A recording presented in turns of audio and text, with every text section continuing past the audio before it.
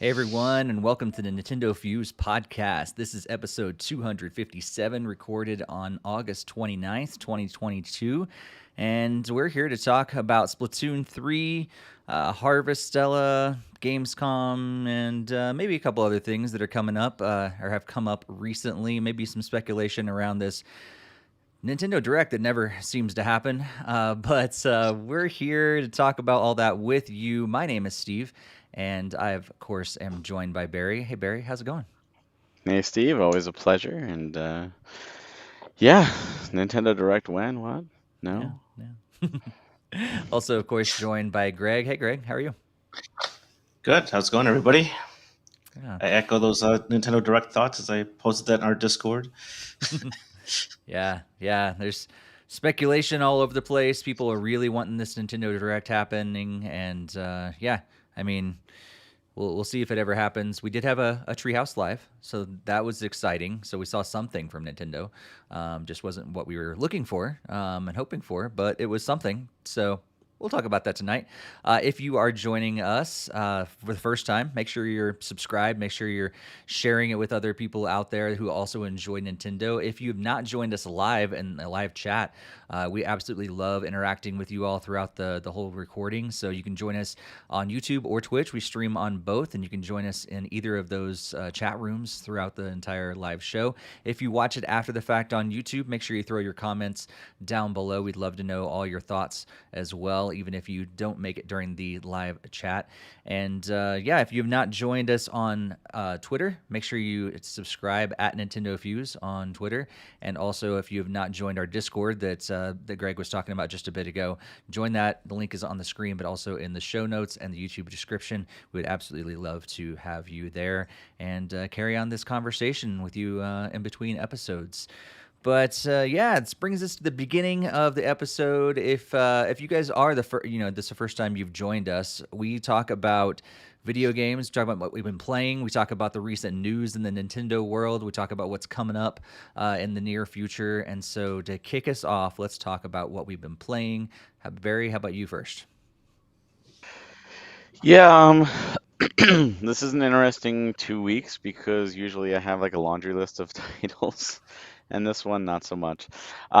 So this time I'm still playing Pokemon Unite. I'm still going through it. I'm still having fun with it, and it's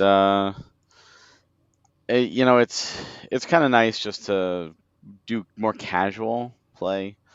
But that's really it for the major Switch titles. I did mess around with the Super Nintendo app. I played some more Mario P-Cross. And the main reason I did that was for points, because it was the weekly game. But N64 had Wave Race, right? Wave Race 64. So I got to relive my high school years and play through some Wave Race 64. And that game still holds up. Yeah. Like, it's still so much fun and it's still so beautiful. So I love that. Nice. I got a question though. Um, Do you play with the Pro controller, or do you play with the N64, Switch controller? you know what? I did do the Pro controller just Yeah. because I was lazy. I was like, do I want to get Fair. the? I'll do the Pro, and it worked fine. It worked fine. I came in first. I did the first circuit, and it was fine. Um, then on the PS5, I completed the game I was playing last time, which was Eurokill, the Culmination Games. There's a visual novel hybrid with shmups, and it's I think it's done well. I think the story is really the most intriguing part. The shmups are cool. They kind of go on a little long, but if you love shmups, you'll probably love it. In fact, there's a whole score attack section where if you just like shmups, you can just keep playing the shmups levels. But the story is just really interesting. For those that don't know, you play the role of several inmates who are in prison and all claim to be wrongfully accused, and you are put through a series of attractions, so to speak, and you do them with your executioner. And one of the cool things about it is your executioner is actually a victim of your crime. And at any time the executioner can push a button and kill you, you have like a necklace around your neck that has like venom. So it's like you can't piss them off, and you got to figure out. And you're pleading, "I'm not guilty," and they're like, "Oh yeah, yeah, really," So you have to try to get through to them and see if you're innocent, but maybe you're not innocent, and you have to figure this out. The killer, the real, not, I shouldn't say killer, but the real person responsible for each individual crimes may be on the island. So you have to decide, oh, am I, the character I'm playing, are you really a criminal or are you not? And if you're not, you got to try to find out who the killer is. I think it's done really well. I think it's 6 chapters. There's no like replayability outside of the score attack. So I was like, "Ooh, do I get to play as all the different characters?" But no, you play as all the different characters, but there's like one story that ends. Hmm. But a lot of fun, better than I was expecting. And then finally, PC Final Fantasy 14 dropped the long-awaited 6.2 update last week. So I've been on my island sanctuary farming and catching monsters like Pokemon to raise and give me items and building it up and just having a nice relaxing time. So really cool updates. Really interesting to see like Harvest Moon come into Final Fantasy 14. But the game just keeps expanding and is awesome. Hmm. And then mobile, I'm still playing Mario Kart Tour. Just having fun with that. Nice. Look, going to the chat room, it looks like Jakester said went back to Earthbound after a long while and got as far as he could, getting the 6th Sanctuary, and finished his 3rd run of Triangle Strategy, started the 4th run, and finished Mario and Luigi Dream Team today, and playing Fire Emblem Echoes as well. Nice. So yeah, let us know what you've been playing in the chat, or after the fact in the comments. We'd love to know what you've been playing. Greg, how about you? Got some new titles this time around, at least after the mainstay Animal Crossing. Still slowly but surely working towards making my island into a more finalized state, and still playing like Fire Emblem Heroes on the mobile side. But then the newer ones, at least for this one, I downloaded Fall Guys and I was able to finally check that out.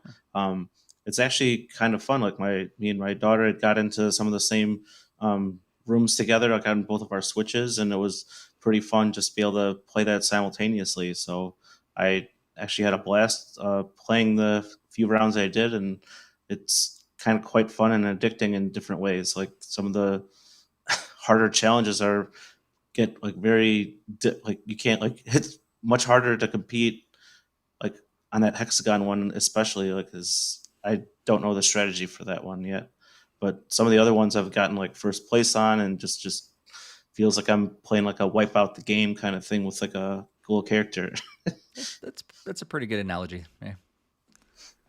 Yep. And then I also was playing some Book Quest, which me and Barry will be talking about in much more detail and for our game chat today. So that was pretty much it. I did download the new Kirby game, but I didn't get a chance to fire it up. So like I did download the Dream Buffet or whatever, and didn't get a chance to fire it up, though. At least I used some of my birthday money on that. Nice. Well, you did play Fall Guys, so it's pretty much the same as as the Kirby Dream Buffet, from what I've heard, just with Kirby instead. But yeah, Jakester's excited about playing Earthbound again. One of these days he'll be excited about maybe getting it on Switch, or maybe Mother 3 eventually coming, but we'll see. That day, like our Discord will probably blow up because he'll be so excited. So. I've been playing several different games. I tried out a couple different ones that I picked up for free. I think right before the last episode, but hadn't actually booted them up yet. One of those was Punch Man. So I guess this game has been around for a while. I think it might be on other platforms as well, but I'm still trying to figure out exactly what I'm supposed to be doing in it. I think it's an all-out brawler, but you're like, it's a 3D sort of game, and you like fight each other, but you're on teams. And I thought I was supposed to destroy these blocks or crystals that are there, but I was doing that, and my teammate was fighting the other people. And even though I was clearly getting more percentage for our team and ended up our team won because of that, I looked at the scoreboard at the end, and my teammate got more points because he beat up the other team more. And I was like, but that's not what I thought the point was. So I don't know. But it's free. You can check it out. It's kind of, it almost feels like an old school online game because it's got like the chat room built into the main menu, and you can like set up private matches and all these sort of things. So it's very, very old school, very like LAN party kind of feeling to it. But it's also not that great. But I'm sure that, it's one of those things that I think probably has a small following and people that are really into it are connecting and having fun and everything. But it's probably not gonna be something I'll boot up again. But hey, it was free, and all I did was waste some time, no money. Another game that I got for free was Cyber Protocol Prologue. So Cyber Protocol is a bigger game, but Prologue is the first, I think, set of matches or stages or whatever. And it's a puzzle kind of game, puzzle maze kind of game. So top down, you're trying to make it through by collecting all the points and crystals or whatever along the way. You can only go one direction. You can't change. So as soon as you hit a wall or an enemy or something, you stop and then you can change direction. So that's kind of the puzzle maze sort of thing about it. But the thing that makes it more difficult is it's not a casual one where you're just like, oh yeah, I guess I'll go up now and I guess I'll go right and eventually I'll collect all the things and make it to the exit. When you enter into certain areas, you have bombs that you can only stay there for like 2 seconds before it blows up. So you got to keep moving. And there's also other enemies that are moving left and right and cutting you off and different things like that. They keep adding into the stages that ramp up the difficulty that make this kind of a frantic puzzle maze type of game. So you can't just casually take your time with it. So if that kind of a challenge under a time restraint kind of sounds exciting to you, it's free to download the Prologue to play Cyber Protocol, and it was pretty fun. Also played Spirit Roots. So I don't know why, but this game showed up in an inbox, my email, because it was on sale, because it was in my wish list.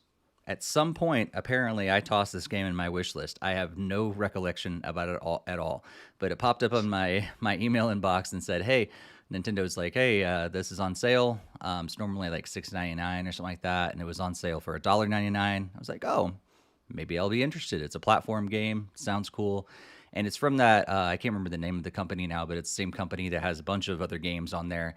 And lo and behold, they have a discount. So if you bought any of those other 50-something games, it's like 98% off or something. Is it No Gravity Games? It is not. I think it starts with a D. It's like Digaria. I don't know. It's something like that. Digerati? That sounds closer. I'm not sure. But anyway, so there's like all these other games, and I think a couple of them that we may have even talked about previously on the podcast. And so I had at least one of them. So it knocked the price of the game down to like 37 cents. I'm like, well, sure, I'll buy a game for 37 cents.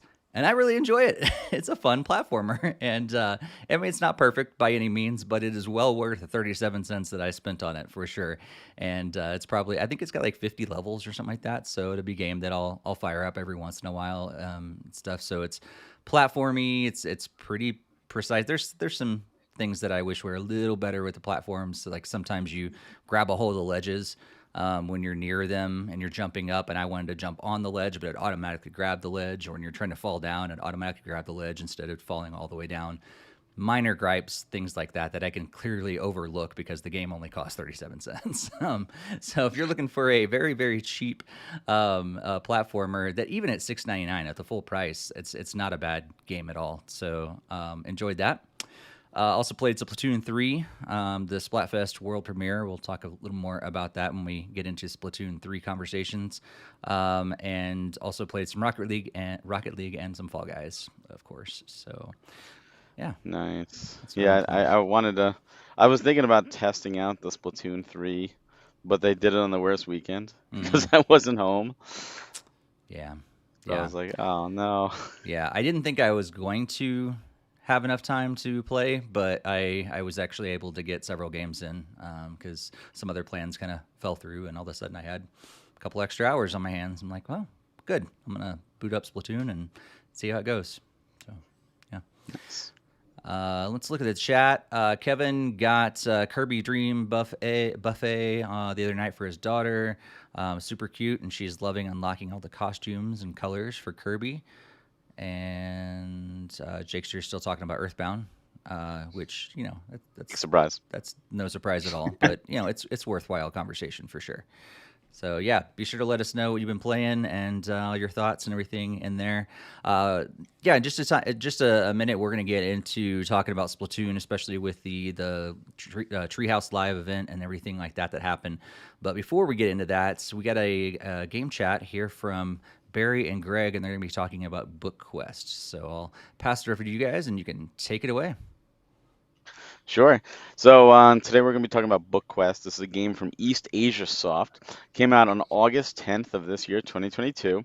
It is a single-player Zelda-like top-down role-playing adventure game, and it has like a mix of like NES to a bit of Super Nintendo graphics, where you play this role of this young boy who kind of wakes up that like A Link to the Past, like all these games, and he sees the spirit of like his dead grandfather. It's like, oh, you got to, you know, recover this book, and there's like, it's really interesting because they use like almost like cinematic cutscenes, but they're like almost like still images, but it's done really well. And you start off, you're in the town. You're the town you start off with. It's dark, and one thing I notice is it's kind of it helps you lead into the next directive. It tells you what you need to do. So it gives you direction. So it's not one of those games like Zelda 1 where it's just like it's dangerous to go alone, take this. It does help at least guide you off in the start.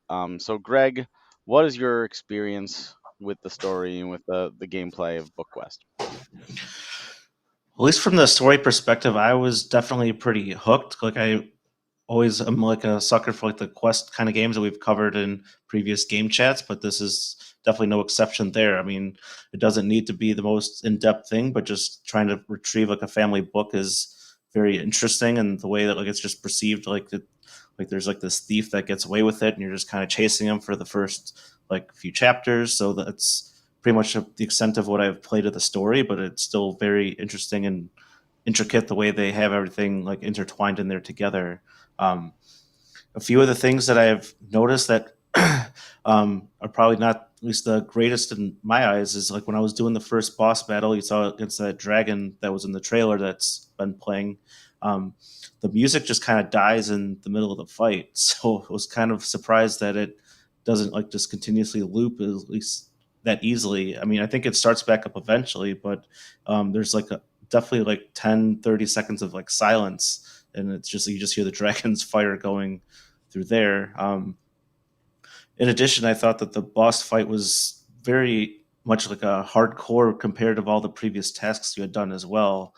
Like the difficulty spike on that boss was definitely very much present there, and I spent at least a good like 20 minutes or more trying to take it down before I eventually was able to successfully take it down.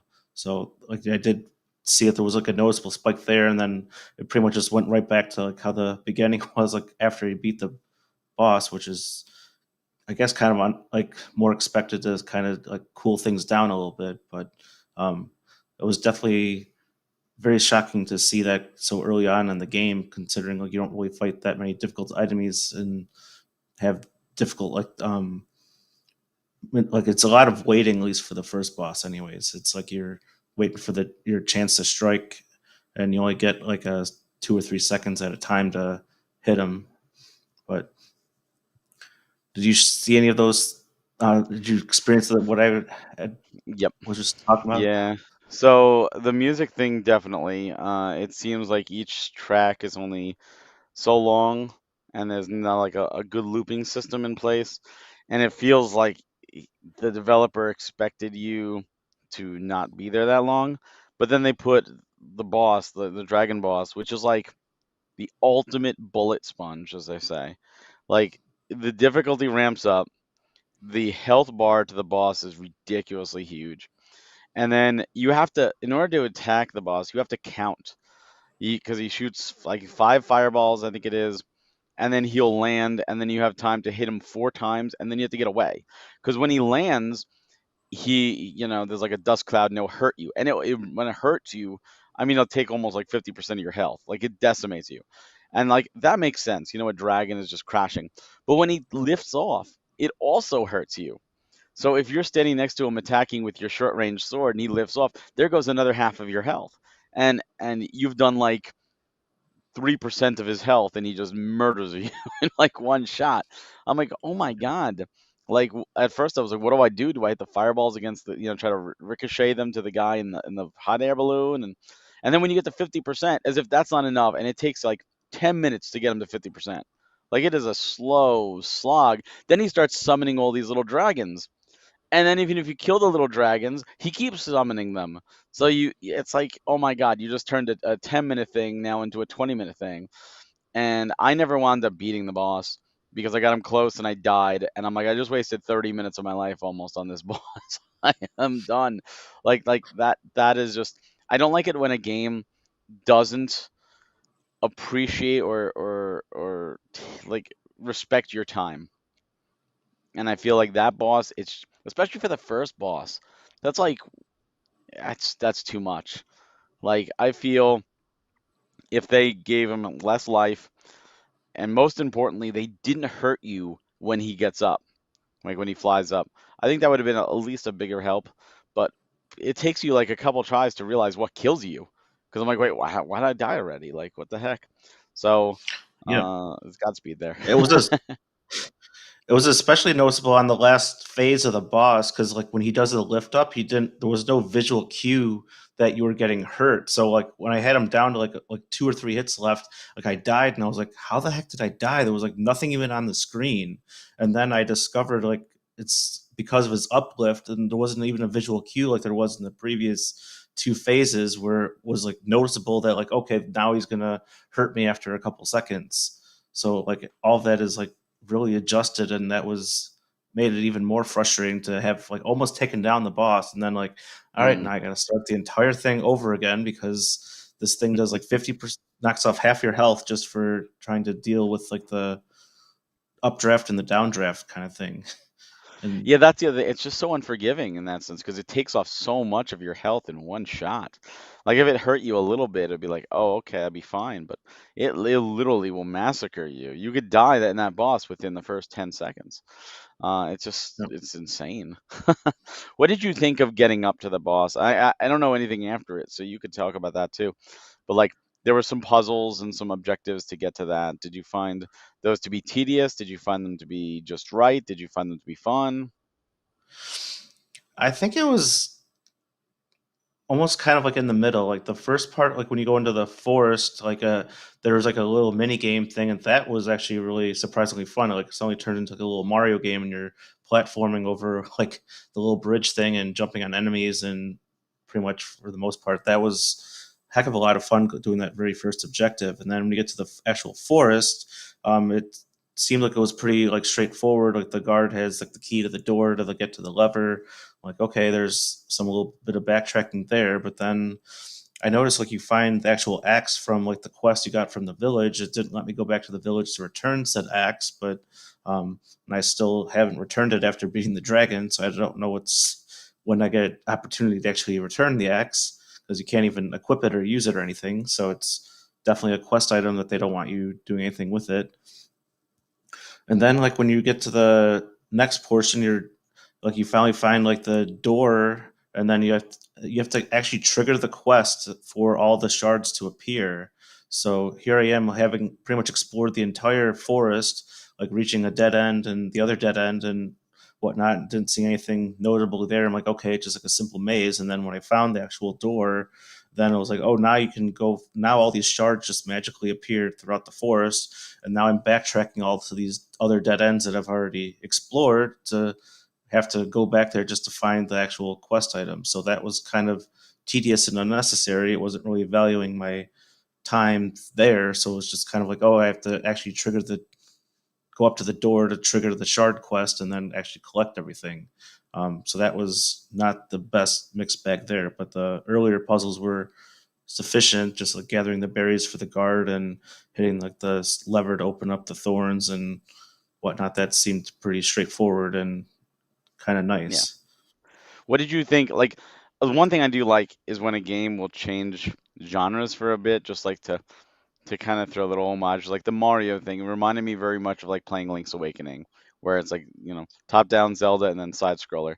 What did you think of the fast paced jumping platform puzzle to get to the dragon? Because like that was like more difficult for me than I think it should have been. Same. I definitely was not expecting it. I was thinking like, oh, do I hit like up to jump above me? And then like it's just only left and right. And then as soon as you figure that out, then like even then, like you still have to have pretty darn good timing because like that screen scroll goes very quickly, and it did Quickly. take me a few tries to get that down. Be like, okay, now it's like boom, left, left, left, left, right, right, right, like just left, right, like, and it's kind of hard to catch up if you like are delay for even just like 2 seconds. But it Are was there an any more of interesting those type game. of things? Like past the dragon? Are there any more of those interesting genre switches? Well, the Have next you even quest encountered? yeah, at least after you beat the dragon, you actually have to go back to the forest, so you have to repeat the bridge challenge again. So it was basically the exact same thing. It didn't change. So um, that was the only other one that I got the chance to play, and then I have just like starting chapter 3, I think a little bit right before the podcast started. So it's that boss really took way too much Yeah. time than I care to admit to sit through. That, that boss.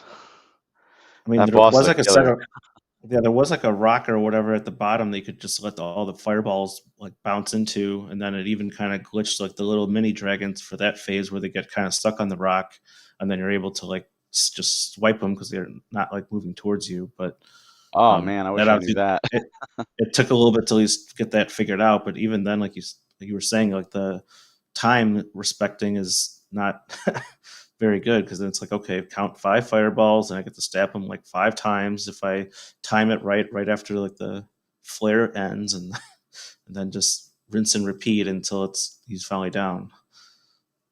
Yeah. So this game is normally $6.99. It is currently, as of the time of this recording, on sale for $5.59. It's 20% off. Would you recommend this game, Greg, at $6.99, at $5.59, or lower, or not at all?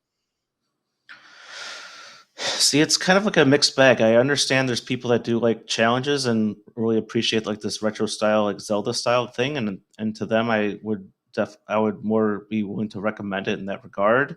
But if you're not one that like takes challenge like lightly or doesn't um really cares for like the most like modern graphics, not like the retro style feel and stuff, then even at that price, I don't know if it would be necessarily worth it. I did catch a few of the spelling errors like in the story dialogue before the dragon fight, so that was another noticeable thing that I did wanted to bring up there as well. But just due to that first boss and that difficulty spike, I think that might discourage a lot of players from wanting to even continue the game if they were not sent on overcoming challenges. I think I'm going to agree with you. If you really enjoy Zelda games or Zelda style adventures and you enjoy challenge and long grindy bosses, then I do highly recommend this game for a try, especially while it's on sale. Or you can wait for it to be cheaper. If listening to the description sounds like, oh, I want to get to that dragon boss and I'm going to die at like 3% and get pissed off and not want to continue, then I would say pass to avoid. And full disclaimer, we did both get codes from East Asia Soft, so thank you again for those codes. And that's pretty much Book Quest. So if that sounds up your alley, then good luck, and hope you beat the Yep. dragon. Nice, nice. I think I'm gonna stay away just because that dragon alone. That sounds horrible. That Yeah, it's dragon's not like, something else. yeah, it's not like Aquamentus from Legend of Zelda. It's definitely much more difficult. Oh God, yeah. I wish that's what I was thinking. I'm like, oh, they're really going here with Zelda here, like Yeah. Zelda 1, like first boss. No, God, Hmm. no, this I almost feel like it's a perfect boss to give people who think like, oh, they're perfect at video games, just to like, oh yeah, try this. Like, look, this is easy. Like, and just see if they like how quickly they die, and just see how quickly they die in their first try, just to see. Let them Nice. continue if they want, but I'm just curious to see what like the record is of the first death, how quick it happens just from that dragon landing and taking off. It sounds like one of those games they would actually keep track of your death count and even replay them over and over and over again. That style of It game. doesn't, surprisingly. Nice. Yeah, I don't know. I mean, I did unlock the achievements, but I didn't go check them out. So I don't know if there could be something that like is logging your number of deaths or something though. So I have no idea. But It's true. But by the time you get to like 1,000 deaths, you get another achievement or something. Oh, who knows? Time You just don't- waster. Yeah, exactly. Well, let's talk a little about the news that's been recently coming out, and just this last Saturday, we mentioned this earlier. Splatoon 3 had their Splatfest World Premier, and Team Rock won. Team Rock. I was Team Rock. Go Team Rock. They won in spite of my pitiful efforts of trying to contribute to Team Rock. I lost every battle that I played, but go Team Rock for winning in the rock paper scissors Splatfest. Yeah, Barry, you said you didn't get a chance to play. Greg, did you get any time with it at all? yeah, I also did not have a chance with the Splatoon 3. It was just do the limited timing things, and then also, I mean, as we've said on previous podcasts, I'm more in it for the story than the online multiplayer to begin with. So I might play like some matches here and there, but my primary focus is definitely more like the story-driven stuff and some of the other modes and whatnot. Yeah, yeah. I was actually like, I think I initially thought, this is going to be a fun, experience. I'm going to go check it out and everything. Didn't really think I was going to get any time with it, and so like I said, logged in and checked it out, and I was pleasantly surprised how much I enjoyed it. But at the same time, I would say it felt a lot like other Splatoon games. I mean, there was some aspects of it that made it different, of course, but it also like it kind of looked and felt very similar to what I was used to with Splatoon, which is not necessarily a bad thing overall. You're getting the same thing that you're expecting, but it didn't feel like a very brand new game. And that's, I think, the biggest thing that I took away from it. Also, I don't know. I did play mostly in the open category, so I didn't go into the ranked category, I guess. And so at that point, I think it was just hooking me up with random people of various capabilities maybe, and that's why I just kind of lucked out and kept being put with people that were not very good, and I wasn't very good, so we got slaughtered every time I played. But maybe there was an opportunity there that I missed by not going into the ranked ones. But I tried out the new weapons, the triangle, or that's like a bow sort of thing one. I don't like it. I thought I was gonna like it. It wasn't that fun. It was also one that you can't just hold down and shoot. It was like a nonstop, or like you have to like keep clicking it over and over and over again if you want to keep shooting it. And there's some different tweaks and stuff, so I think I'd have to spend more time and try to figure out the weapons that I really like. I think some of the special weapons are very much overpowered than others, and so that's always been a Splatoon thing, but it really didn't feel like, at least from the Splatfest, it didn't feel like there was too many new things added. I think the things that I'm looking forward to mostly in Splatoon 3 are the return of the salmon run being something to do all the time, and stuff like that. So I did not actually get a chance to go into the 1v1v1 or the 3-player Splatfest stuff. I spent most of like the entire time just playing the regular 2v2. But it was fun. I enjoyed it. It reminded me why I like Splatoon a lot. But it's also one of those games that I think, it's not like Splatoon 1 anymore where everybody was jumping on and there was various, skill levels and all over the place. It seems like there are definitely some people that are really good at the game now, and I am not one of those people, and I'm starting to get left behind, and which is really unfortunate because I thought, like in the beginning, Splatoon 1 kind of seemed like one of those third person shooters that would kind of level the playing field a little bit. And if you are, at least from my experience in the Splatfest World Premier, it did not level the playing field because I got slaughtered the whole time. But in spite of all that, Team Rock still won. So go Team Rock. You have something, Greg?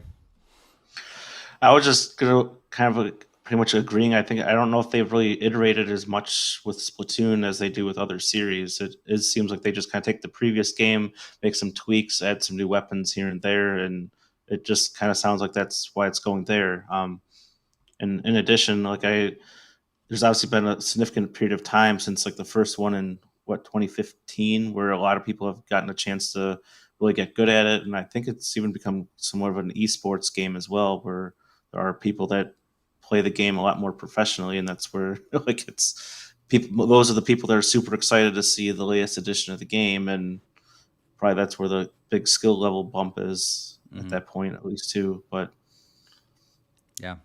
Yeah, Jakester says he thinks Splatoon 1 only leveled the playing field because it was on one of the few Wii U games that made a big splash. Nice pun there. Yeah, I think that's the case. There wasn't nearly as many players on Wii U, so that probably also helps add to it. But maybe there was those the few and the proud and the hardcore that were playing it, and maybe I was just better at the game than too. I didn't play much of Splatoon 2 at all, so it's been a while since I've spent any significant time with the game, and it definitely showed. I'll just say that for sure. But let's. Oh, go ahead. I was going to say, I do think the gamepad made things a lot easier too. Like I've noticed that from playing Splatoon 2. Yeah.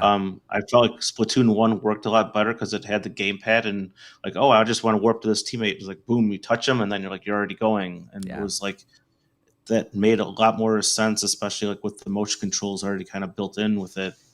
It felt like a smoother experience. Like on Splatoon 2, I disabled the motion controls just because I was better at using the two sticks or whatever, and it wasn't quite the same. I wasn't having to look down at the map or whatever on in my lap or whatever. But I don't know. Yeah, I agree. I think it's weird to say because there's not too many games that were on Wii U that I say I prefer them on Wii U. But Splatoon is definitely one of them. I think you do definitely miss the having that world map and just being able to tap when you want to. I forget what it's like, hyper jump or something like that over to where your teammate is. That was so much easier and so much smoother on using the Wii U gamepad. Instead, you have to pop up the menu. You have to select where you want to go with the controls, and then select it. Meanwhile, you're probably going to get shot at while you're doing all that. And so all those different things, it's not exactly the same experience as it was on Wii U, and it does miss, I think, some of those aspects, and it's really unfortunate.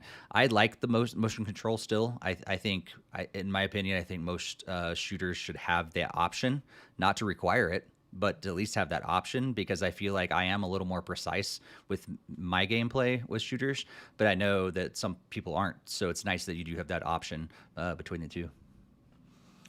Yep, options are always better. I would never say to ban motion controls or anything like that, but I definitely, if they are present, then I think they need to have non-motion controls present, like what they did with Skyward Sword. That was very much appreciated, not to have motion controls there. Yeah. I remember when I played Splatoon 1 the first time, I was like, oh, the motion controls, I hyped it all up, and it started making me nauseous just because it was just like frustrating me because I'm trying to aim normally, and like I'm also like just moving the controller, so I'm trying to move to the right, but I moved the controller to the left, and it's like going the wrong way. So I'm like, why is it like fighting me? Like I feel like it's fighting me, and then I realized what was going on, and I was like, no, this is intuitive. Like it's screwing my brain. If I think I'm going right and it goes left, it's like, no, there's something wrong. So I had to turn it off immediately. Yeah, I find that more in the lobby. Like I will get motion sick if I'm just walking around the whatever they're calling this now. I think it was Inkopolis before, and all these different, but whatever the lobby area is, that's where I get motion sickness if I don't watch it. In the game is fine for the most part. I mean, if I play like maybe 10 games in a row, it might be a different story. But if I'm just jumping in and playing a couple games, I'm fine in game.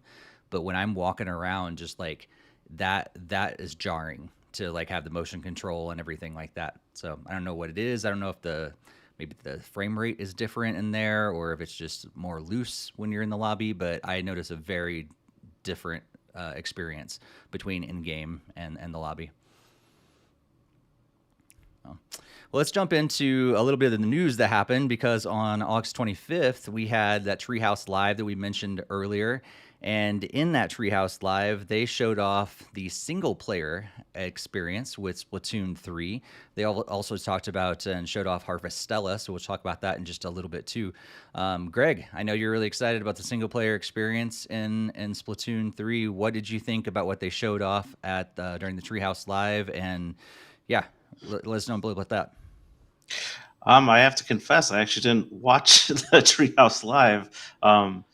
It kind of got away from me to realize that it was out and about, but yeah, I do get to kind of see what you're showing on screen, and that was hoping to also, one of those things that I'm more careful about is going in without spoilers too, like for like Breath of the Wild and Breath of the Wild 2. It's like I'm trying to like minimize the exposure Avert to your eyes, don't look.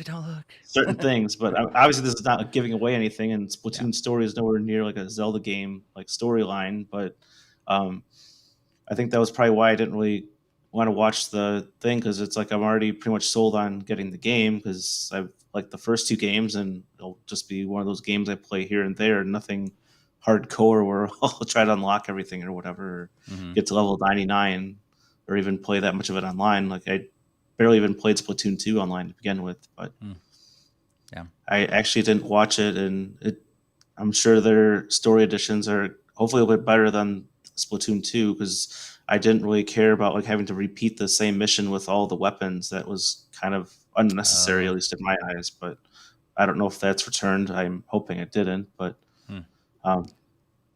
yeah. I didn't play enough of Splatoon 2's storyline to realize that you had to play them like with all the different weapons. That sounds annoying. And there's a lot of weapons in that game too. So well, it's like 6 main ones. It's like trying to like use like the sniper rifle thing, like the dualies is usually pretty easy. And then I think like one of them is usually like the roller. So it's some of the challenges that require you to use like the longer range weapons makes like using the roller like much harder, and you have to be better with dodging and everything. And then so it's like the six main types. Yeah. Okay. That's cool. So like there's challenges involved because you can't be close range with some of the fights or whatever. Or you need to be farther away, or like you can't get up too close like with the roller. So it's kind of tricky to like hit some of the things because the roller's range is very small. Gotcha. Barry, did you get a chance to watch the Treehouse Live? What do you think about the single player? I did not. Like Greg, I don't like to go into spoilers for single player stuff, especially if I'm not if I'm really not sure about a game, I might. But one, I just didn't have the time to watch, and then two, just from I'm glad I didn't, because just from the little bit, I actually had to turn my my window off of the stream of our stream, just because I was starting to get like cross-eyed and like starting to get motion sick just from watching it. And yeah, I know it's a little more choppy watching it through the thing, which doesn't help. Bad frame rate doesn't help. But I always have this thing when I'm controlling the camera and I know the changes are happening, it doesn't affect me nearly as much as when someone else is having the camera and they're just going crazy. And I'm just like, whoa, hold on, whoa, like, and I'm just watching that gameplay footage, and he's looking left and looking right and up and down, and like so quickly, I'm like, whoa, no, hold on, no, too fast, and I have no control. So I know I wouldn't have even made it through it, because I already had a look. Like I can't even see the camera right now. I'm like, no, I'm not looking. Let other people watch, enjoy, but it's just one of those things. And Splatoon, like I said, Splatoon 1 actually gave me some motion sickness, which is one of the main reasons I didn't even try Splatoon 2 despite buying it.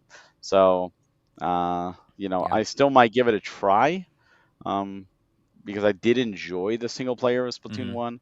but it's just, fast paced, you know, especially whiplash, Yeah. like action, like left to right or up or down really quickly. That, like Star Fox Zero is the same thing to me. Mm, Like it just makes me nauseous just going up and down and up and down too quickly, or looking left and right too quickly.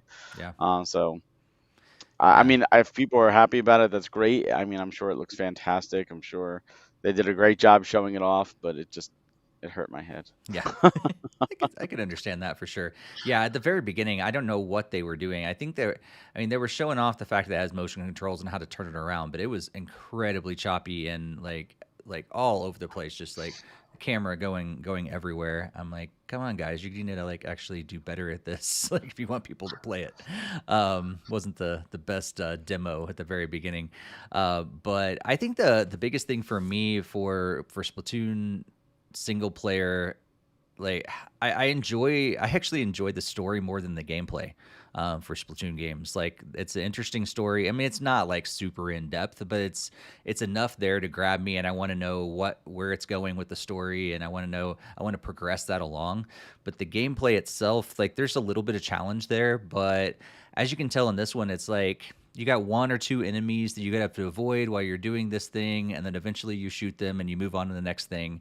And so, like, eventually it does ramp up as you go, but for the first several levels, it's pretty simple. And I think, like, I thought they might be doing something different in this one to vary up the gameplay, but it seems like very similar thing. You have some extra moves and stuff like that, but it seems very similar. So I'm sure it's going to be a good experience overall, and they didn't go into depth in the later levels, which I'm sure do eventually have more stuff going on and all that stuff. But in the very beginning, it seems like basically just move from here to there, shoot some people along the way, avoid some people here and there, and eventually you're at the end, and now you can progress the story along. And I don't know, I feel like they could do more. Yeah, that's what I've gotten, at least from the first two Splatoon games. Like, I am more interested in the actual story pieces, and like the gameplay gets like way too repetitive on the story mission. So it's like not something you can just like sit through and be like, all right, I'm going to do the whole story mode today and like nonstop. It's like after like 3 or 4 levels, you're like, I really need to do something else. Like, can only take just hunting down a few enemies like so many times and hitting the checkpoint thing, and like it just feels like so samey because it's just doing the exact same task in every single level. It's like, oh, now I gotta find those whatever the little blueprint in this level, and I gotta find this other special weapon piece in this level, and like it's a lot of it is just like so repetitive. That's the harder aspect of it. But I actually like the actual continuation of the actual like story of like at least of like two with like Callie and Marie and stuff. Like you were Mm, actually like looking for them and yeah. whatnot. So it was that part was very interesting and what kept me going. But like as I was just saying, it's kind of hard to just like kind of power through some of the story levels because it's basically just doing the same thing like 10 Mm, times. Like yep. Yep. Barry, I think we need to explain motion sickness to Jakester. He said he doesn't understand people with motion sickness. So, Pretty much, if you get dizzy, if you've ever, if you figure like spinning around, the game where like you usually have like a baseball bat in the ground and you put your forehead to it and you spin around like 10 or so times and then try to run in a straight line. Picture that, but on a grander scale where the entire room starts spinning and it gives you a headache and you lose balance and you can't focus on any one thing because everything is constantly moving, and all you could do is lay there with your eyes closed and hope that things will stop. It sucks. it does. I think the worst part, like my experience with it, is often you get that feeling, but nothing is actually spinning. Like Yes. I don't feel that it's spinning. I just feel the effects of if it were spinning, Mm-hmm. and it is Yeah. so unnerving and it's so Oh. frustrating. And I'm like, I just want it to stop. Yes, it is bad. I mean, that's the main way to do it. If Jakester, another way you could see if you want to experience motion sickness, some you might not experience it, is the main thing is reading in a car.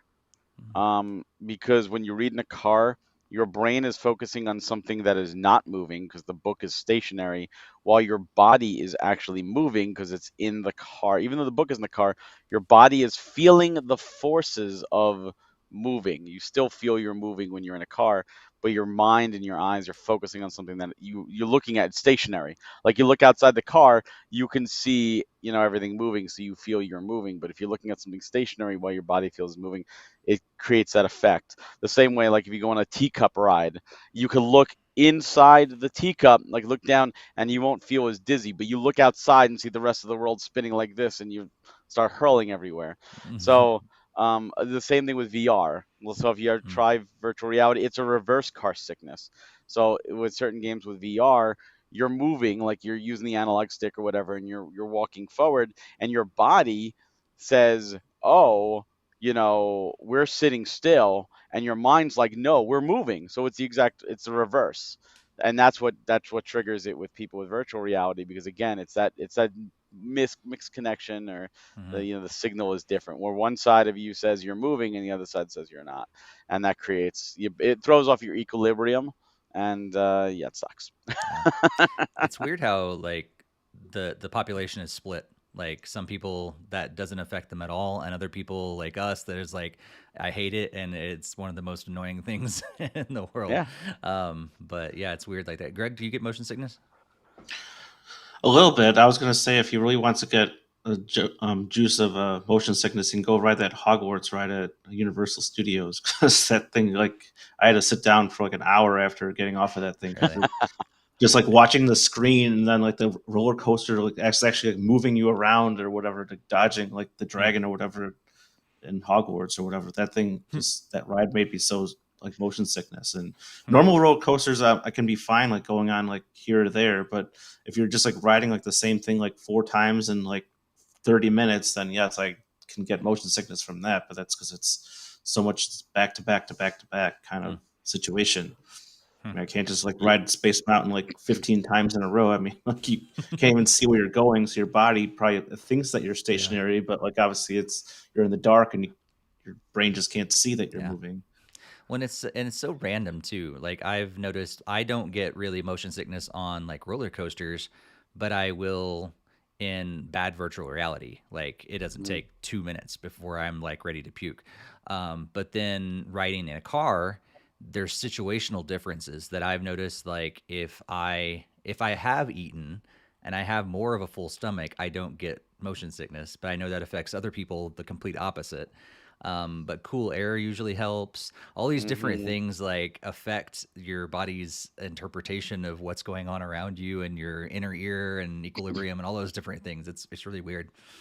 Yeah, I've noticed heat affects me negatively whenever I'm going to be suffering, but cool helps. Like I was playing the game Eagle Flight on PSVR, and that's, you're flying as an eagle, you're flying around Paris, and I have a fan, and like that was the only way I could actually play that game, is to turn this fan on, which kind of tricked my body, because my mind's like you're moving and my body's like you're staying still, but with the fan it kind of tricked it to think, oh, maybe we are moving, that's why I'm feeling the breeze.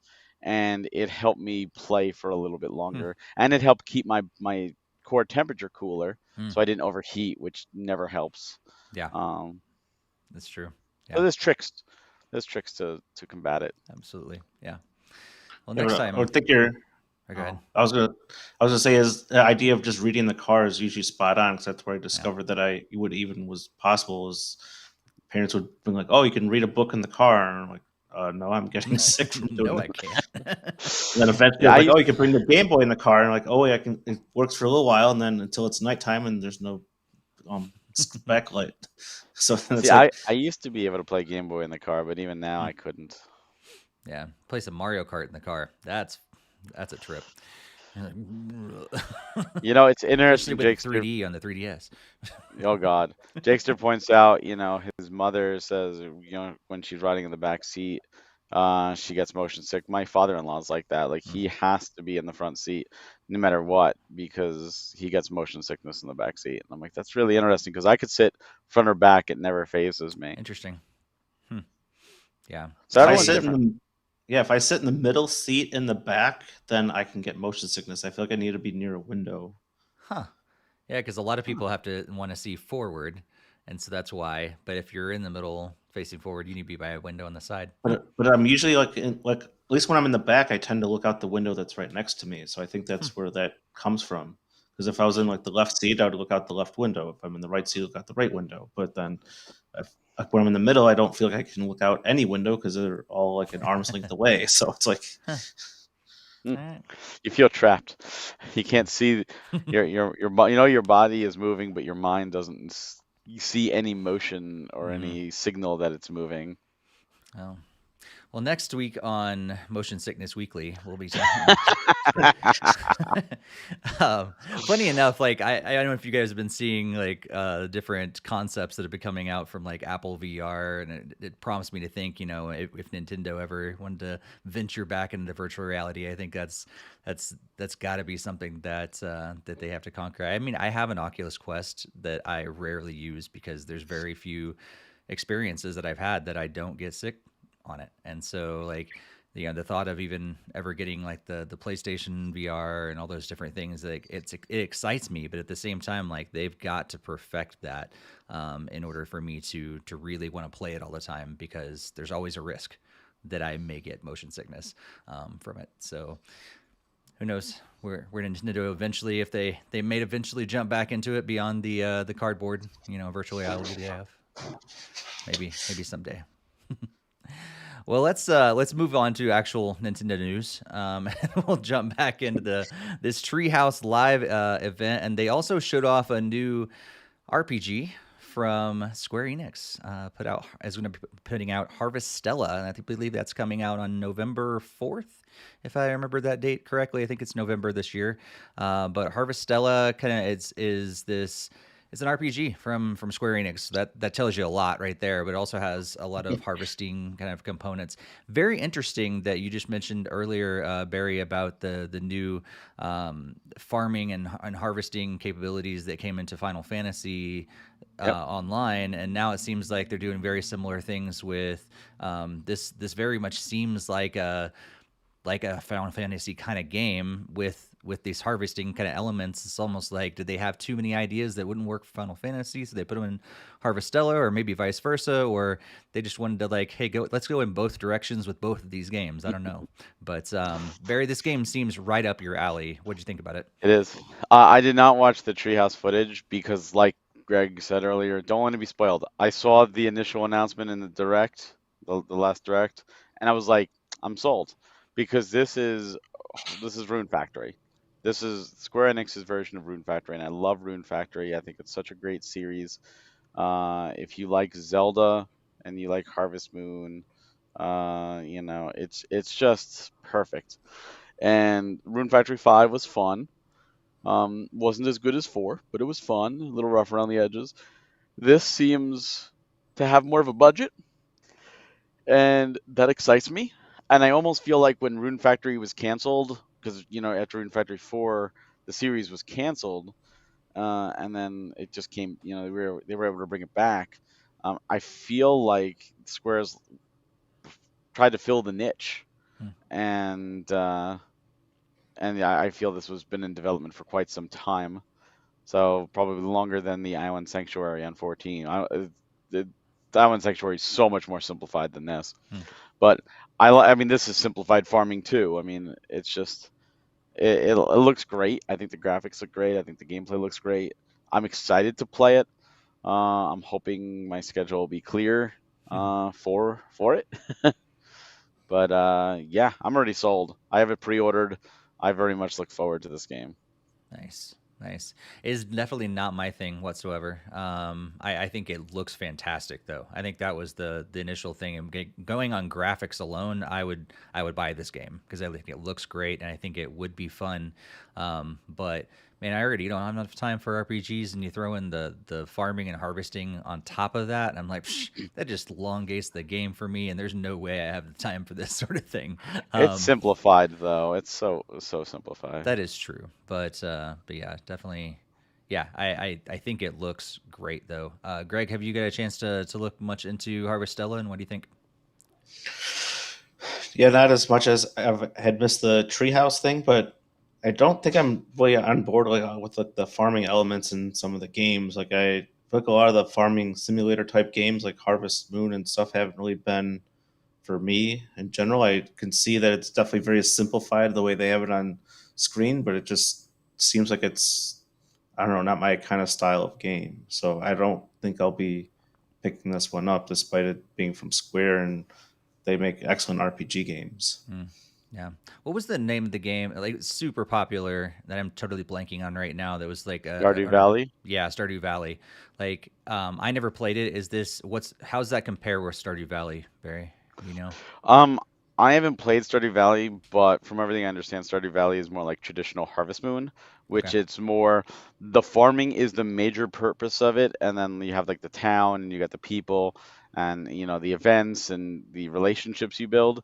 And the Rune Factory, which this is more on, it has all that, but it's got the adventure aspect where you go Mm. out and you do quests and you have combat and different weapons and you actually have to worry about equipment and there's a crafting system where you need to, you defeat enemies and you get their drops and you could farm to make better equipment and almost a little like Monster Hunter in that sense, but again, much simplified than Monster Hunter, and there's a lot less grinding. Mm. And there's like these epic quests to go on and loot to find and dungeons to explore. It's very different because of that. So Okay. honestly, like the main purpose to farming, like in Rune Factory, is for money Mm. because enemies don't drop money. So you just need to farm for money. And other than that, you could play it just like a Zelda game Mm. with one hub town. And that's why I said like if you're on the fence, I think Rune Factory 4 you could probably get cheaper. Rune Factory 4 Special on the Switch. It's 16-bit style graphics, 2D. I think that is a perfect way to see if you like the farming slash adventure hybrid genre that Rune Factory pretty much created, Mm. or at least it feels like it really created it, Mm-hmm. and see. And if you play that and you say, "Oh, I really like that," then I think Harvestella is perfect to try, as well as the rest of the Rune Factory games. Cool. Cool. Yeah, that's good to hear too, because I think I never liked the idea of Stardew Valley. Now that you started talking about it, I remembered why I never thought I would like it because it was farming first. Where I think the idea of Yeah, it being adventure first sounds more exciting to me. If you have to it is. farm, there's a purpose behind it, so you can progress and so you can Mhm. get what you need and those sort of things. There's also relationships. Like I don't know Mm. how it is in this game, but like in Rune Factory, there's the relationships with the townsfolk. You can talk to them. You can give them gifts and build a relationship meter. And they each have quests. So the more like they like you, the more they know you, you'll start getting their personal quest, and you'll get to know them more. And then in those games, you can actually go on dates, and you can actually get married, and then have kids and all that stuff. Like you really can progress as much as you want. It's really cool. Like Gotcha. it lets you have that freedom. Cool.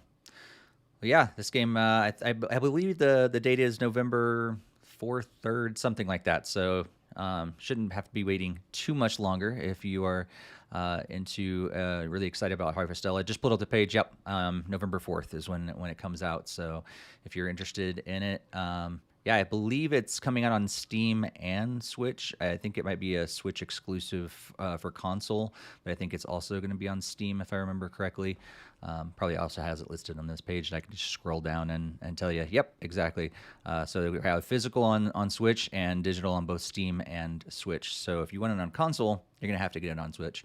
But if you want it on PC, you can head over to Steam and get it there as well. So yeah, I probably can still stay on the out for now, but it's exciting to hear that it is mostly if it does Now, fall into the Harvest Moon, it's not going to be farming first. That is exciting to me.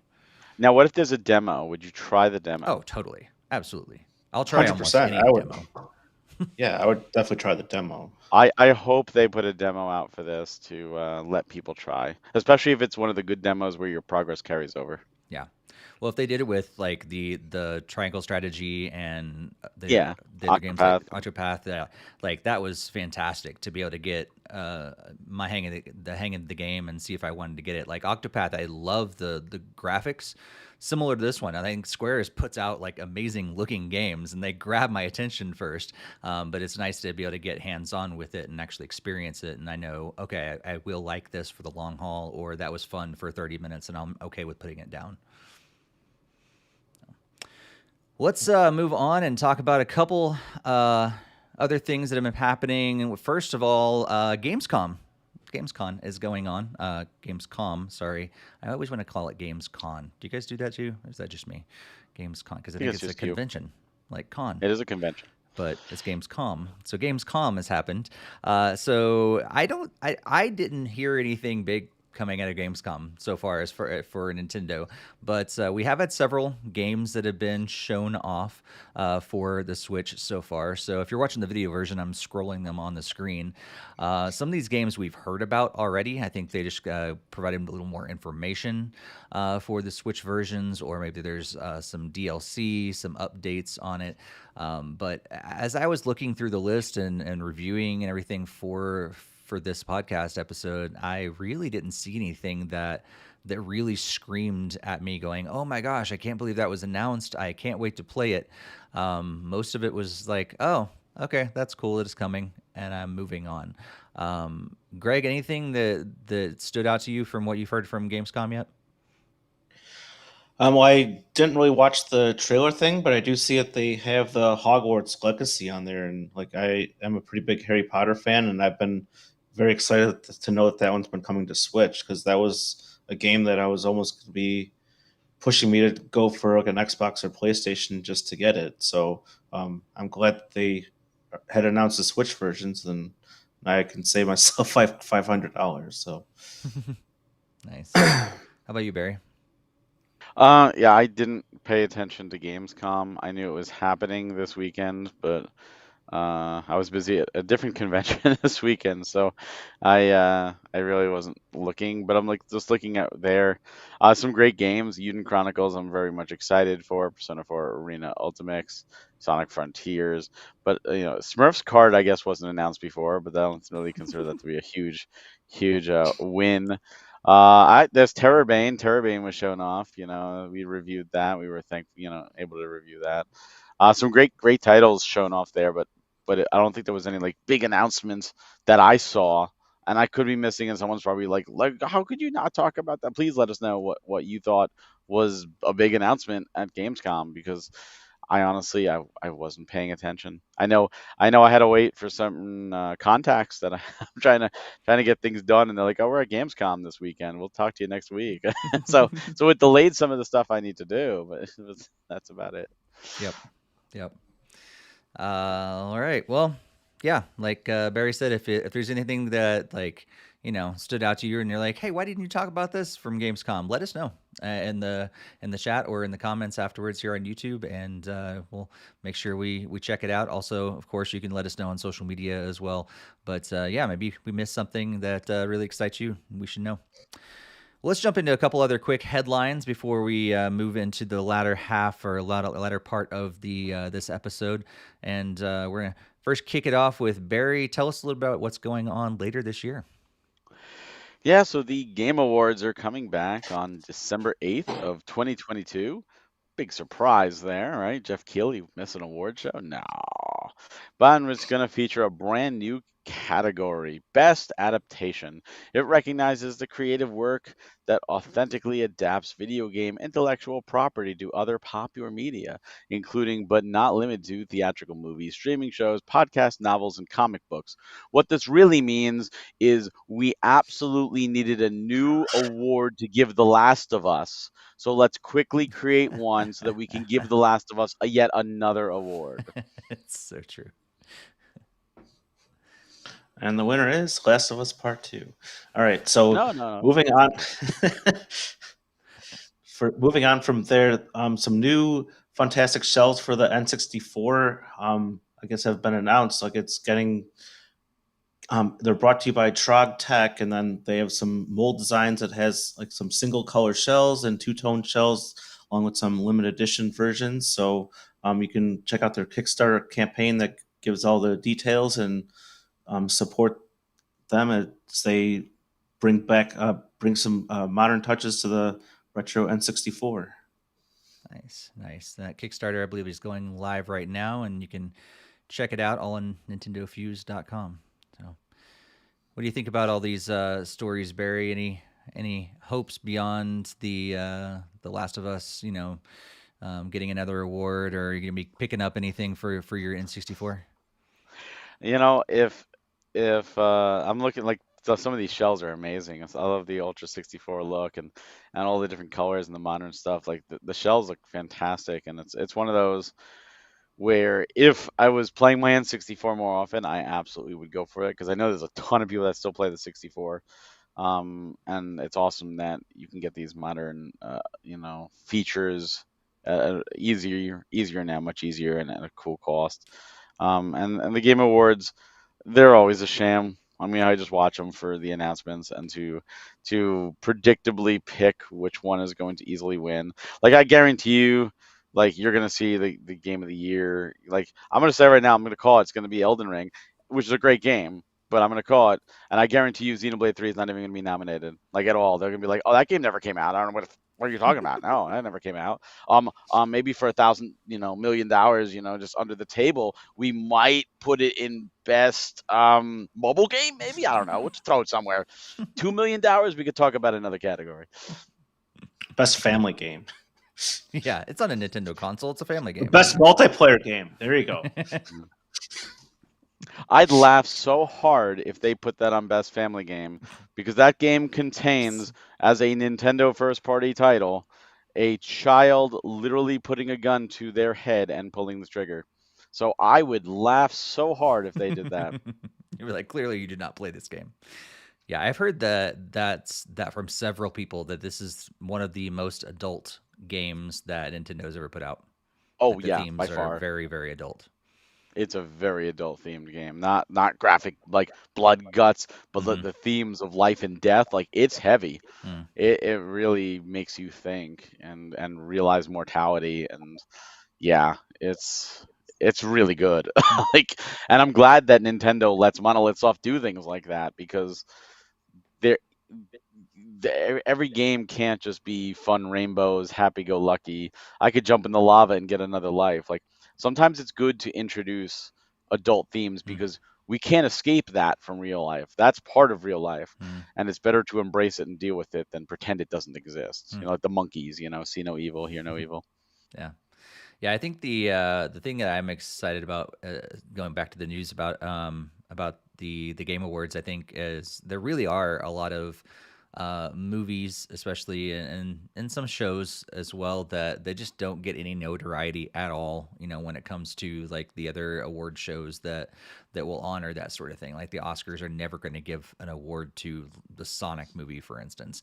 Not that Sonic deserves to, win the award, but it was, I mean, both movies were solid video game movies, and that's exciting to say because we've had so many bad video game movies for a long time, and I really enjoyed both of those movies, and they need a place to be notarized in that way and recognized for the good work that we have made in the other, the other fields of adaptation when it comes to video game content. So that's really exciting. I won't be getting any of the N64 stuff. I used to mod some of my consoles. Like I had a different screen on my Game Boy back in the day, and I put some stickers and stuff like that on different systems. But I've since gone away from that.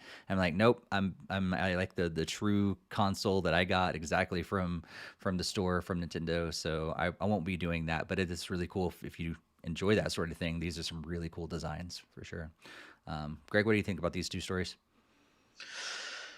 Yeah, I don't think I'll be going for an N64 shell or whatever at this point. I'm kind of content just looking at the standard black 64 that I have, and I don't even play it as much as I would like because there's way too many Switch games. But yeah, for that, the Game Award thing is very interesting to see. I mean, we do have that Mario movie on the horizon for early next year, so I don't think that would qualify obviously for this year, but it would be around for next year, obviously. So there's that as well. So that will be nice to see. I don't know if like they'll even consider like a theme park edition in the future, like best thing brought to like life, actual life, as a future category. And That's a good thought. Like, how far will that go? Is it just constrained to probably to media, or will they say any adaptation in any way?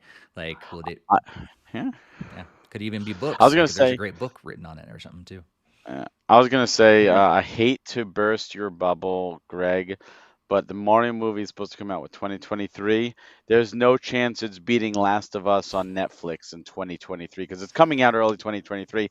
So I hate to burst your bubble. I know we're all going to be sitting there like Mario movie is better, but we all know Jeff Keighley is going to be like, sorry, it was Last of Us, Netflix Yeah, for sure. yeah. Sorry, Chris Pratt. I know. We joke, but it's probably definitely going to happen. Let's maybe they'll get the Mario movie right this time, unlike the 90s. We'll see. It's As the funny, years go like on, the looking. 90s is more culted and Yeah, fun. yeah. I thought that movie was weird, but I really Oh, didn't think it was awful at the time. But I was also a young kid, and I just yeah. thought it was super exciting to have my, Mario Brothers on the screen. It did not make sense at all, but I didn't care. Neither did Super Mario Brothers 2. That didn't make sense either, but I still played it and I loved it because it was Mario. It's like as a kid, the Street Fighter 2 movie. I'm so happy the Street Fighter is getting a movie Yeah. because I always loved it. And I watched the movie as a kid and I loved it. And now I watch it as an adult and I'm like, I still love it, but I love it for different reasons because it's the most campy movie ever. It Like, really it's like is. everyone is chewing the scenery and it's just hilarious, but it's great at the same time. Yep. Yep. Well, let's move into what we're going to be playing over the next couple weeks. But before we do that, just one more reminder: if you've not followed us on Twitter, be sure to do that at NintendoFuse, and also be sure to join our Discord. Both of the links to our social media and our Discord is in the show notes, also on the screen if you're watching the video version, and in the YouTube description as well. And one more reminder: be sure to hit the like button here on YouTube, the share button, the bell every time we post a video, every time we go live, anything like that. That bell is going to alert you to when we do that. And we'd just love for you to share it with other Nintendo fans that are out there. We'd love to increase our reach and grow this community. So let's talk about what we are going to be playing over the next couple weeks. And again, thanks to Metacritic, we have the list of the next couple weeks' games. Some of the ones that are going to be, I'll be scrolling all of them on the video version, but some of the ones that are, of notable interest could probably be this Teenage Mutant Ninja Turtles Cowabunga Collection that's coming out in just a couple days. We're recording on the 29th. Oh, that's tomorrow. I'm so excited. I didn't realize tomorrow was the 30th. So getting my package. I'm super excited about that. Also, Lego Brawls comes out on September 2nd, and NBA 2K23 comes out on September 9th. Also, Splatoon 3 comes out on Splatoon 9th. Yeah, September 9th. And those are some of the notable games. There's several others that are coming out over the next couple weeks as well. Barry, what are you going to be playing? Maybe of the new games, or maybe hitting some on your backlog? My main thing is probably going to be Final Fantasy 14, as well as games to test for premium probably. I might jump into Turtles and mess around with some of those. Go back and relive some stuff. But for the most part, I have a very busy work week coming up, and I've got other responsibilities. I got some doctor's appointments and stuff I need to do. So I'm not sure how much I'm actually going to be playing. How about you, Greg?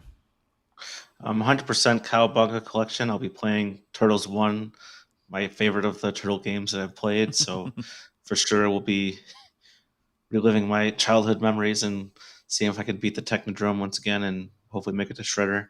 Probably just Splatoon 3, and that probably will at least cover it for newer games. And then obviously they'll be still hitting some of the current backlog games, probably doing some more rounds of Fall Guys. Not eating play cheeseburgers. Fall Guys at Five Guys. Play Fall Guys at Five Guys. It's definitely on the plan there. So we'll probably just yeah, just going back to revisiting some of those other ones. I might try to do a little bit more book quests to see if there's to make to the next boss, and it just slaughters me some more. I don't know, but um, yeah, it will probably be just kind of catching up on other games. Nice, nice. I think I'm probably gonna jump back into some of Spirit Roots and see if how long I can finish some other levels. That is kind of a cool game that I can jump in and out of, and probably one that as I travel here and there, I'll be jumping into that game. Of course, I'm gonna be playing the Cowabunga Collection. Really excited about that game. I think I said in couple podcasts ago that I thought it was coming out on July 30th, got all excited, and then I was a month ahead. So now that August 30th is finally tomorrow, and it's actually arriving, I got the notification that it shipped from Amazon. So pretty excited about that. And I'm very excited that I actually am getting the physical version of Yes, it. I'm So. very, very happy about that. Yeah.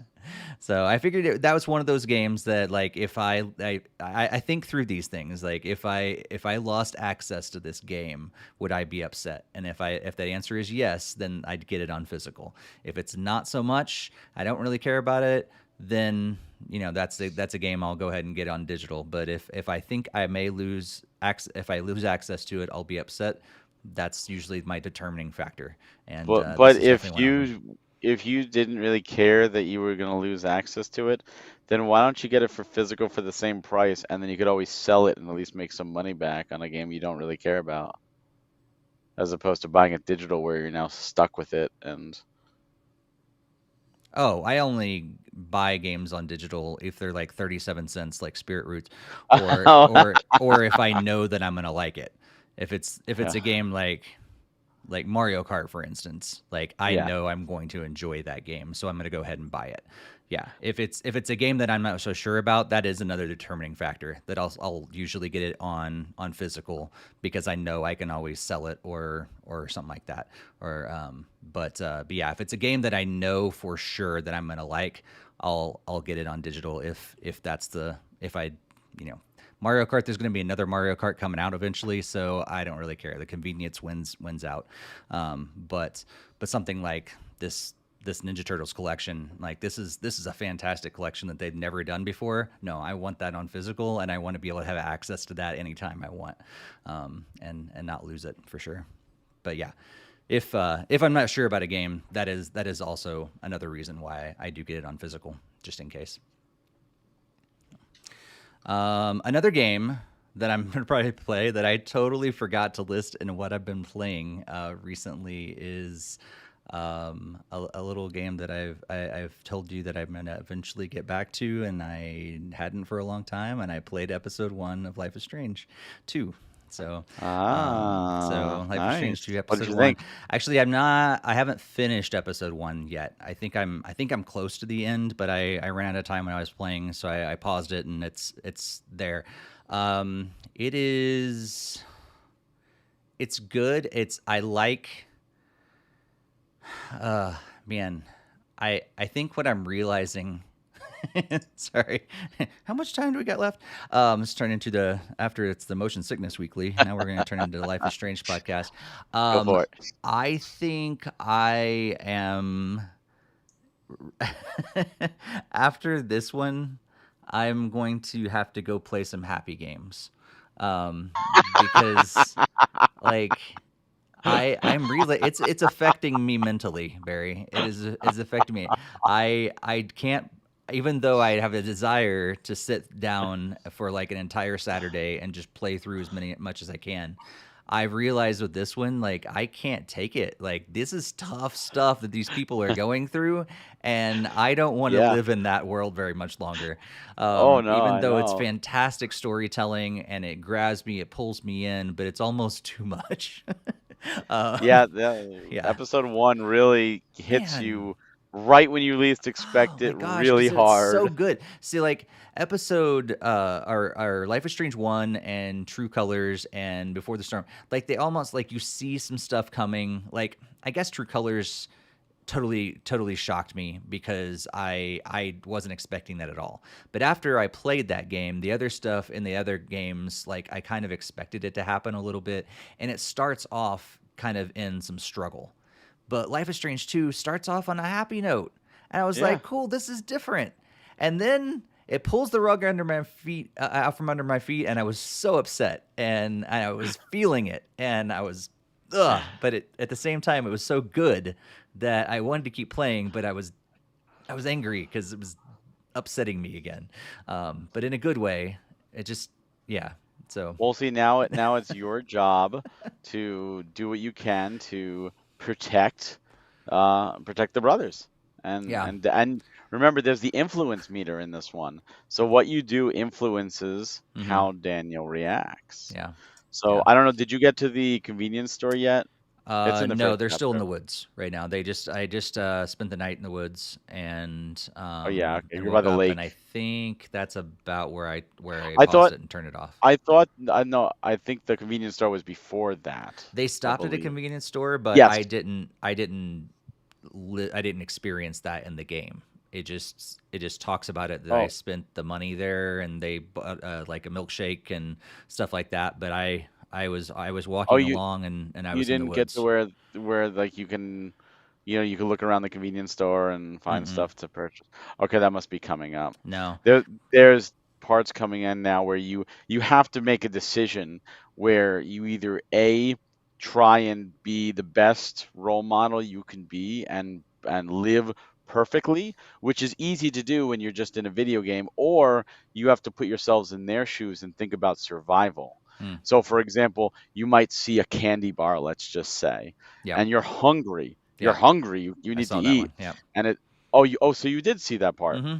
where you can choose Mm-hmm. to I steal the candy bar, which Mm-hmm. sets a bad example, but it also lets you feed your brother and Mm-hmm. yourself, or do you starve and say no, stealing is wrong? Yep. And you're going to get a lot of those type of morality questions where Yeah. it's just like, like if you see a kid steal food and you know they're on the hungry, they have no food, they have no money, do you like, all right, you know what, you need to survive, we're not gonna put you in jail for Mm-hmm. this, but at the same time you're still committing a crime. Yeah. So it's Yeah. there's gonna be some of those I tough think ones. the So one of then the you did things. walk around the convenience store then. You had to have. No, no, I Man, it's so unless it weird. skipped it somehow. Like because I all of a sudden I was in the woods, and they talked about it wasn't a convenience store. I think it was a restaurant.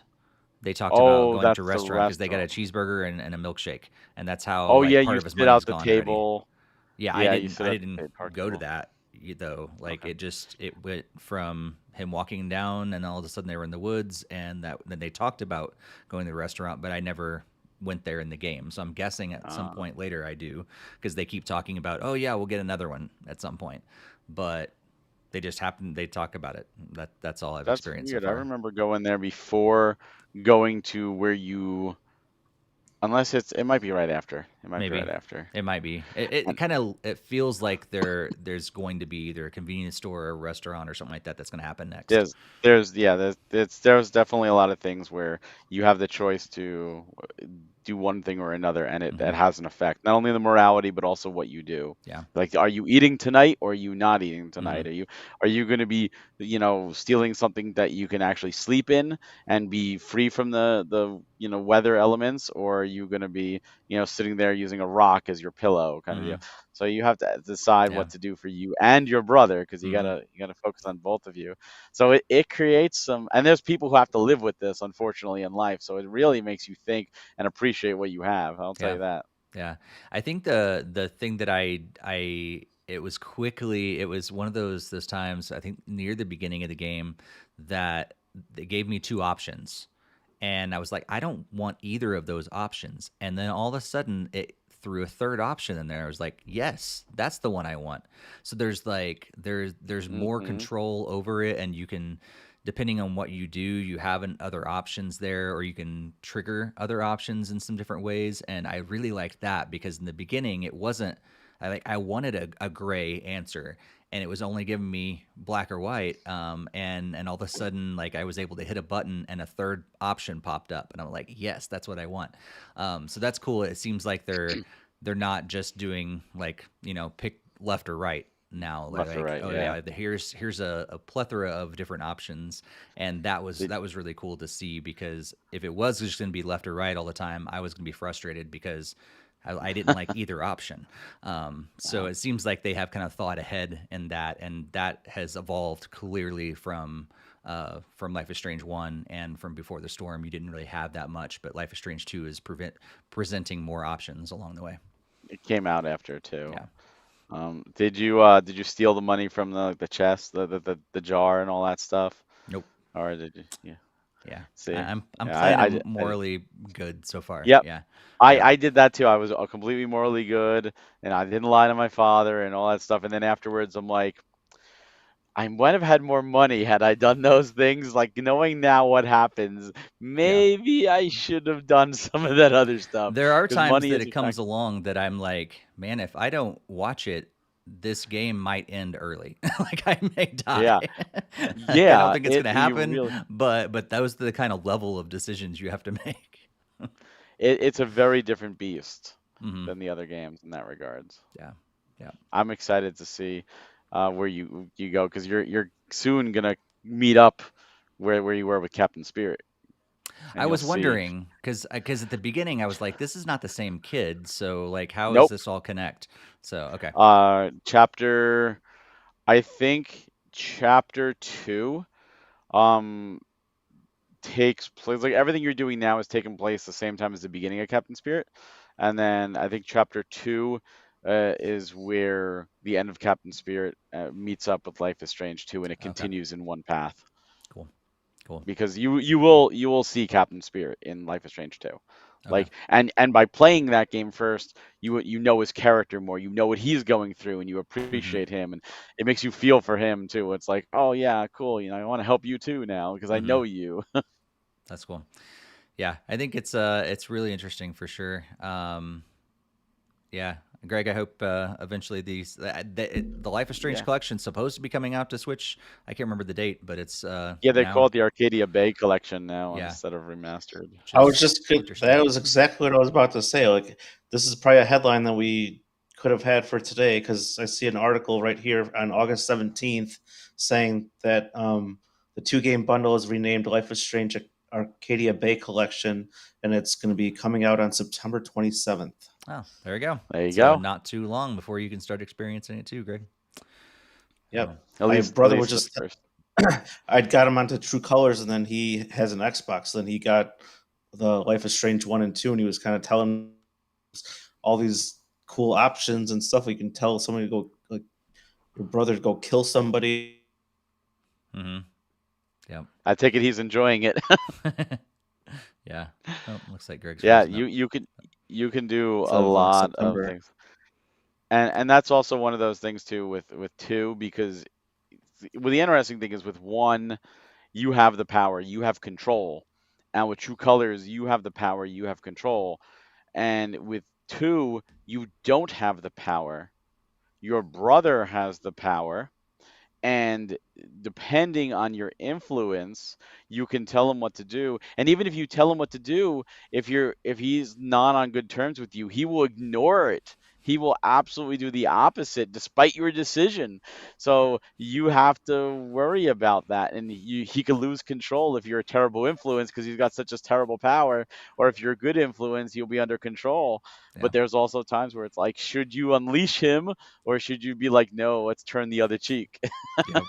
Yeah. So it Like from the creates an very interesting beginning, you dynamic. get that option, and I'm like, technically, right now, I want to do both. I want to confront this Yeah. bully, and I want Yep. to tell my brother he shouldn't have been provoking him. But I have to choose one or the other. Like both options need to happen right now. I need to like hold on 1 second. What? You should not provoke him. Okay, now turn around back to him. All right, now I'm gonna throw down with you because that was annoying. He's like half your size. What are you doing fighting him back?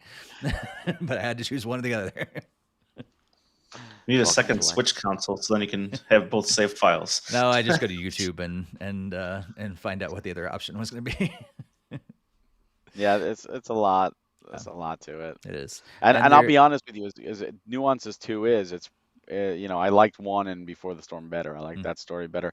But there's so many more new mechanics in two mm, that really affect it. I think yeah, for me it's I like the more nomad the more rooted because mm, like Life is Strange you're in Arcadia Bay, Before the mm-hmm, Storm Arcadia Bay, just like True Colors you're rooted in that one area. Where 2, it's a freaking road trip. The whole Yeah. game is a road trip. You don't stay in any one location for too Mm. long.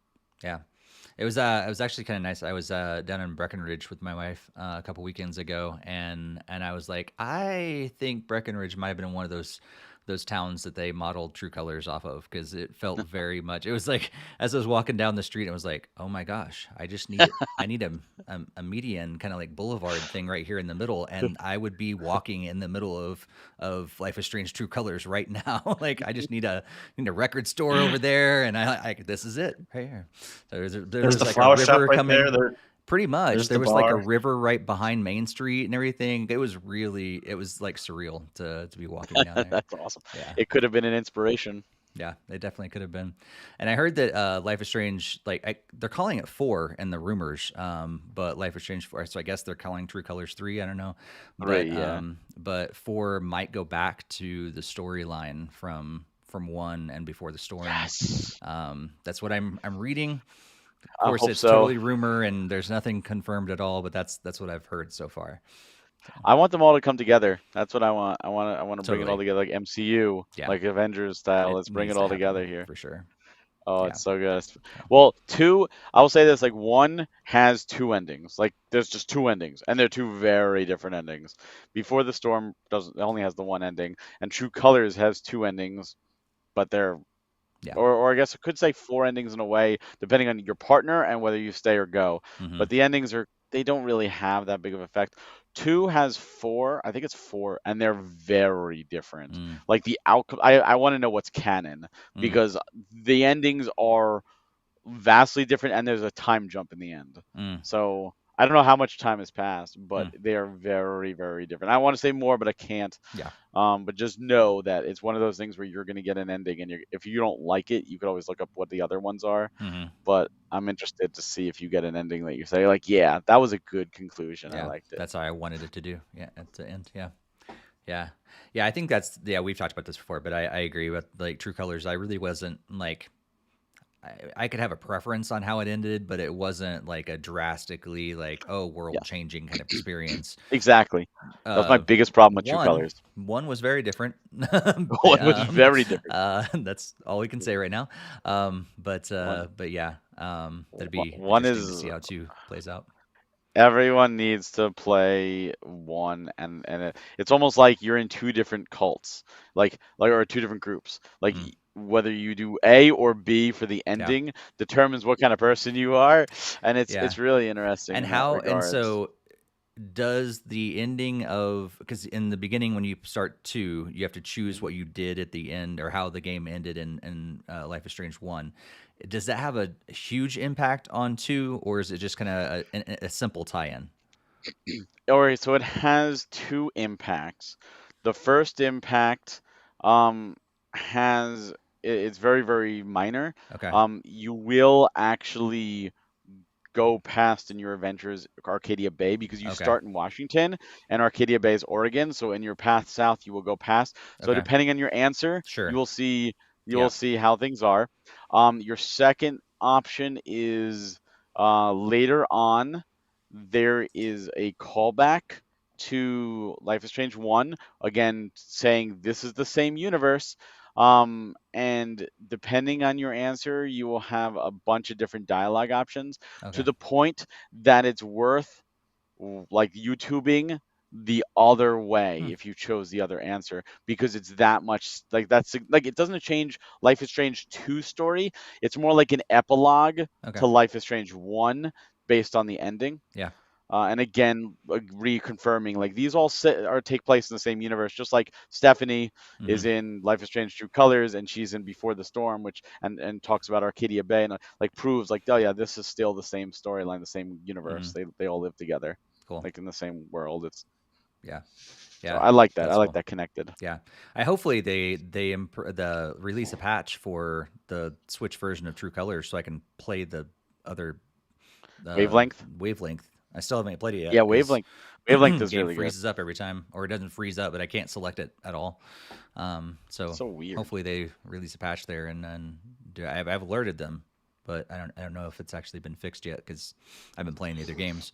But... Wavelength also asks you your decision at the end of 1 Okay. because of Stephanie's connection to the first game. Even though she wasn't in the first game, she was in Before the Storm. Yep. And obviously whatever happens in the first game affects her because she's also from Arcadia Bay, even though Sure. she's out of it. Yep. That So makes sense. it's really interesting to hear that difference too. Cool. Well, anyway, Now that we know, talked Life hey, is Strange, Cat. like, here's legit thing. Okay, this just popped in my head. I don't have the time to do this, but this would be fun if we get a bunch of people that are saying yes, this would happen. So I've been listening to other podcasts recently. Like, I've been doing the Pod Meets World podcast. That's like for a few of the Boy Meets World cast, and they're watching through the old episodes of Boy Meets World. They're talking about it. That's And awesome. it's so much fun. I love it. And so, would you, as our NintendoFuse podcast audience, would you enjoy if the three of us even like maybe went back and replayed Life is Strange or something like that and just did like a episodic sort of limited time like podcast? Again, I don't have the time for this, but if we get a bunch of people that say yes, we would want that sort of a thing, then I think we would entertain the idea, because clearly we can talk about Life is Strange for a while. What's funny is I played them and you guys like seemed to have like no interest, and finally I don't remember how it happened. Oh, you got the review code or something. We Yep. started talking about it. Got Greg like, oh, that sounds great. I'm buying the game right now. And now it's like you're hooked. Now it's like, oh, I see. Yes, this is worth playing. Yep. Yeah, I don't know why. Like in the beginning, I think it was just one of those things like, oh yeah, that sounds cool, whatever. But as soon as you experience it, it is quite it's something. It's something to I experience. need to go for play sure. the other. There's Don't Nod did another game that's not Life is Strange. Mm. I forget what it's called, but I kind of want to try that because it's the same style. I Mhm. thought it was Life is Strange 3 before they showed True Colors, so I kind of want to go and try that. Hmm. But I forget. I have to look up what the name is. Hmm. I don't Nice. think it was released physically, but I had to check. Well, that we'll have to decide. So if you guys like that idea, let us know. Maybe we'll even just dedicate an entire podcast to episode to Life is Strange and test it out a little bit, especially once Greg gets into the other games. So you got a month. Yeah. Got a month to give us some feedback before Greg starts into the other ones. So at least if he gets it on, if you're gonna get it on the day one, are you gonna be picking it up right away, or are you gonna wait till like holidays or something?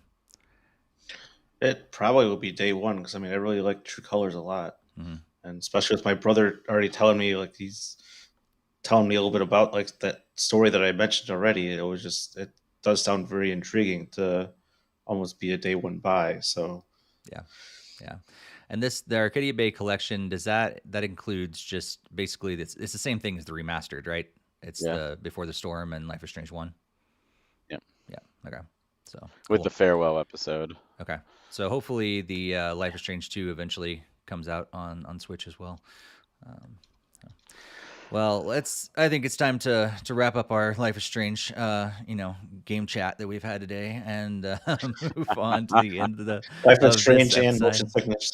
Yeah, exactly. We got like 3 podcasts in one in this episode. You're welcome. But that brings us to the end of episode 257. We're going to be back for the next episode, recording it live on September 12th. Our recording schedule, of course, is every other Monday. We haven't done Tuesday in a while. Every other Monday, and that's at 8:30 p.m. Eastern Time and 5:30 p.m. Pacific Time. And I'd love to have you guys join in the chat as we record live. But of course, if you jump in after the fact, just let us know what your thoughts about any of the things that we talk about, at the games you've been playing, any feedback like that. We'd absolutely love to hear it in our comments section here on YouTube, but also you can let us know on social media and our Discord. Greg, anything happening in your world that you want to let the podcast audience know about over the next couple weeks? Really not too much going on. I've just been trying to get some more distributors tied into premium edition games. That's been my primary focus there when I've been getting a chance to get that situated. I did get some orders in for Wreck and Ruin and Ore Body, so it's just nice to see that grow, and working with the team make sure we get more business, obviously. So Cool. pretty much it for me on that side. Cool. Cool. Barry, how about you? Any more Yeah, I was conventions you're going to? I possibly. So I did stay at Retro World Expo, which was up in Hartford, Connecticut. Fantastic convention. Got to meet some new people and see some people again for the first time. So I finally got to hang out with the Mortal Kombat guys, Carlos and Daniel. So awesome to hang out with them. I got to hang out with Tim. Kichov was there too. So it was because everyone was talking about them. I'm like, I never got a chance to. So I finally got to hang out with them. See some people. I don't know if you ever watched the YouTube channel Toy Galaxy. They do a bunch of cool like take on like art toys from our kids, like the history of Transformers, GoBots, the Secret Wars line of Marvel toys, and like all the adaptations. And got to meet Dan Larson does it. I got to meet him. He's a really cool guy, and just a lot of fans of what we do, which was amazing. We did a panel and had people, that came to the panel last year, came back again this year. They were like, "Thanks for coming back. It was a lot of fun. I learned, people I'd never heard of you. I'm buying the games. I'm loving the games." And uh, it's just that's the big thing about doing it. So what was cool this time, I got to do it with my wife because she came, so that was extra special because just hanging out and. We got to do it with Joe from our team who came over, and so I might do another show. It's looking more like I will up in Syracuse, New York. That's October 8th and 9th. So if I do that, that's a 4-hour drive for me. So that's my only deterrent. If it wasn't 4 hours, I would be like, yeah, no problem. But if we did that, it would just be me and my wife. No other team members close. Unfortunately, now I'm the only Northeast member. So need some more Northeast members. Come on. So I'll be doing that show possibly. And I always say if I could, for me, it's just the drive to and from. If I could just teleport, I would do every show because meeting everybody is great. There's so many people that are just so cool. Just the fans are cool, and the people walking around are cool, and just hanging out with other YouTubers and influencers, and just getting to see them again. Console Wars YouTube channel, Console Wars Dan, who does our videos, drove up to Connecticut just to hang out and just surprised us. We're like, hey, what's up? Which was awesome just to hang out with him. And that's it. It's all about meeting people and hanging out and making new connections. In fact, we made a connection with this really cool 3D printing company, and we have a giveaway with them that's on our Twitter on Premium Edition. And what they do is they 3D print. I wish I had one here. It's upstairs. It's this little piece of plastic that goes inside a Game Boy case, the original Game Boy case for each game, that holds 8 Switch cartridges. So you can hold 8 Nintendo Switch cartridges in one Game Boy case and carry that with you. And that's really cool. So we're actually giving away 2 of them on the Premium Edition Twitter. They were nice enough to donate that. So that's something that I was like, this is not, how did I never know this before? Like what a novel idea to think about doing the 3D printing. So it's with a group called Laser Bear Industries, so check them out too. Really sweet guys. They're talented. They had some really cool stuff at their booth. But yeah, I was like, this is such a neat idea. So we're doing a giveaway, and you have a chance to win. I have them. I'll be sending them out. So check it out. Sweet. Yeah, we'll be back live for episode 258 on September 12th. So join us live in the chat on either YouTube or Twitch. We'd love to have you. But until then, everybody, happy gaming. Have a good one. See you next time.